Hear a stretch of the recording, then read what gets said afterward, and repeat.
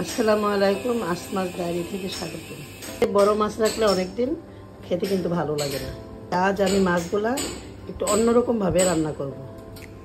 হাঁড়িতে আমি মাছগুলা কিছু পানির মধ্যে নিয়ে নিলাম, একটু হলুদের গুঁড়ো দিয়ে দিব, সিদ্ধ হওয়ার জন্য বসিয়ে দিলাম। মাছগুলো মনে হয় সিদ্ধ হয়ে গেছে। এখন আমি একটু একটু করে উঠিয়ে নিই।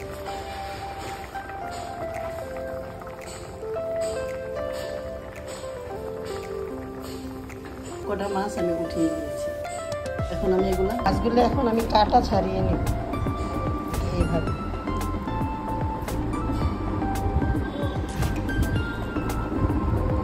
মাছগুলো আমি কাটা থেকে ছাড়িয়ে নিয়েছি।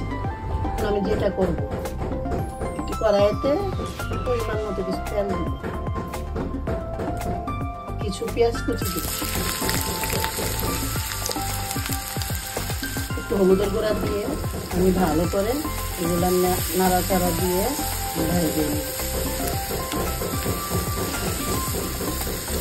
পরিমাণ মতো লবণ, কিছু কাঁচামরিচ দিলাম, জিরার গুঁড়া, চামচ ধনিয়ার গুঁড়া, জিরের গুঁড়া আমি অল্প দিব কারণ কাঁচামরিচ দিয়েছি।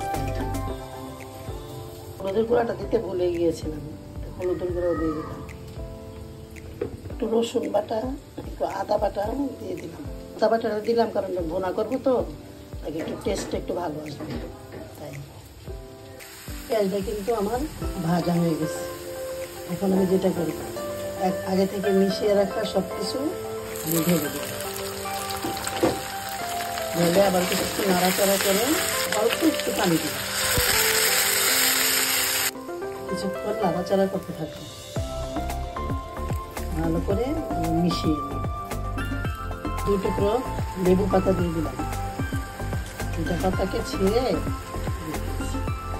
যাতে সেন্টটা ভালো আসে।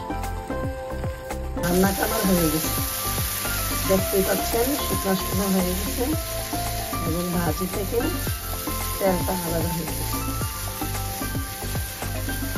আজ এই পর্যন্তই।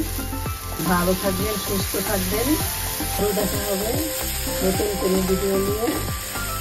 আসসালামু আলাইকুম, আল্লাহ হাফেজ।